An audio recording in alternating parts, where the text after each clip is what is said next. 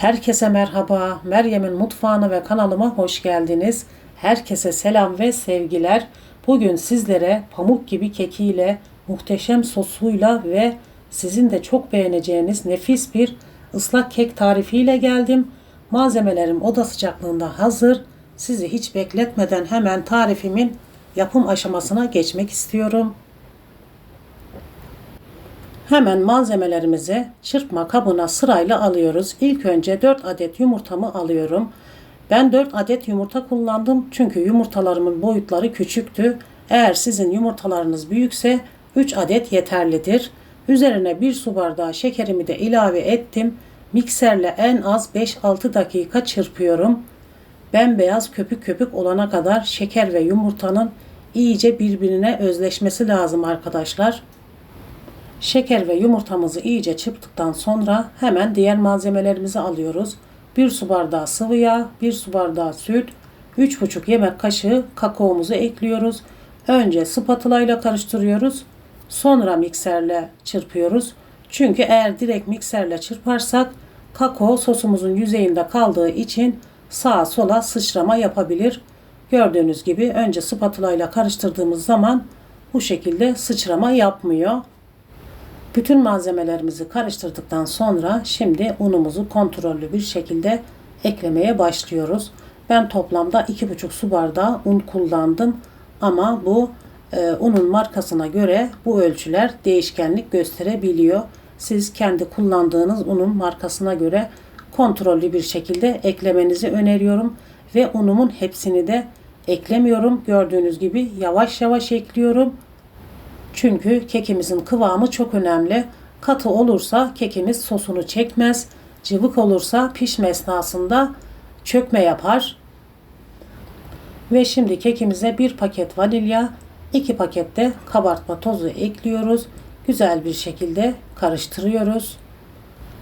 Bu koyduğum malzemelerimi de iyice karıştırdıktan sonra en son kalan unumu da ekliyorum. İyice en az 5-6 dakika kekimizi çırpıyoruz. Videomu buraya kadar izlediyseniz, beni buraya kadar dinlediyseniz hepinize ayrı ayrı teşekkür ediyorum. Videomu beğenip kanalıma ücretsiz abone olursanız, bana bu şekilde destek olursanız çok mutlu olurum, çok sevinirim.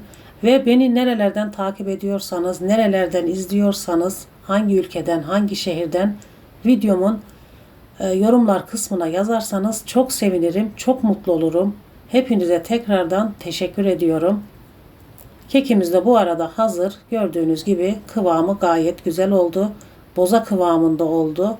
Hemen dikdörtgen şeklindeki borcam kalıbımı yağlıyorum. Bu arada da fırınım yavaş yavaş ısınıyor. Kekimi hemen kalıbıma döküyorum.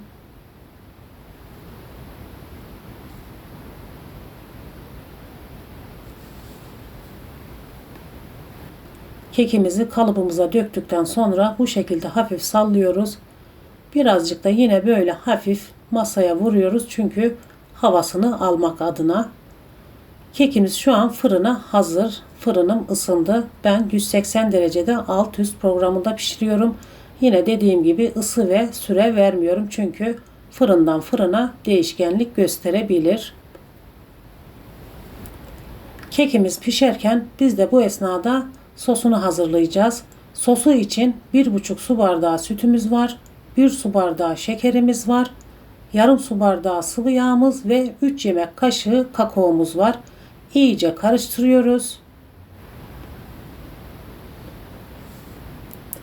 İyice karıştırdıktan sonra hemen ocağımıza alıyoruz. Kaynayana kadar pişiriyoruz. Kaynadıktan sonra altını kapatıyoruz. Yani uzun süre saatlerce pişirmemize gerek yok. Gördüğünüz gibi sosumuz pişti, kaynadı. Hemen altını kapatıyoruz.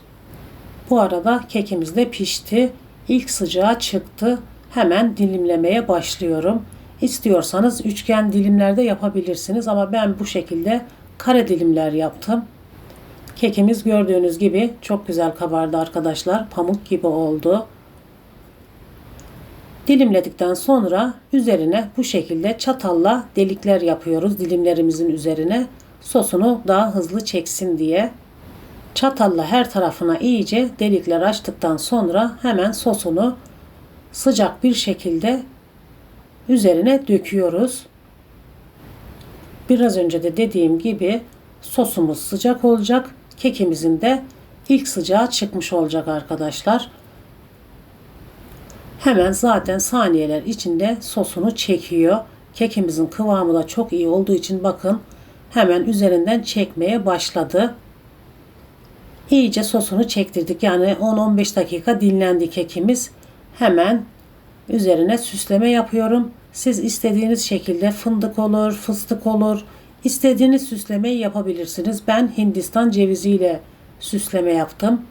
Süslememizi de yaptıktan sonra hemen sizinle kekimi paylaşmak istedim, göstermek istedim. Bakın lokum gibi oldu. Ağzınıza aldığınız zaman inanır mısınız sulu sulu brownie kek tadında inanılmaz bir lezzet. Sizin de muhakkak en kısa zamanda bu tarifimi yapmanızı, denemenizi tavsiye ediyorum. Asla pişman olmayacaksınız. Yapanlara, yiyenlere şimdiden afiyet olsun diyorum. Beni buraya kadar izlediğiniz için hepinize ayrı ayrı çok teşekkür ediyorum. Böylece bir videomun daha sonuna geldik. Bundan sonraki videolarımdan, tariflerimden haberdar olmak istiyorsanız videomu beğenip kanalıma ücretsiz abone olursanız çok sevinirim. Videomu sevdiğiniz bir arkadaşınızla paylaşırsanız ayrıca mutlu olurum. Tekrardan herkese teşekkür ediyorum. Bir sonraki tariflerimde, videolarımda görüşmek üzere. Hoşça kalın.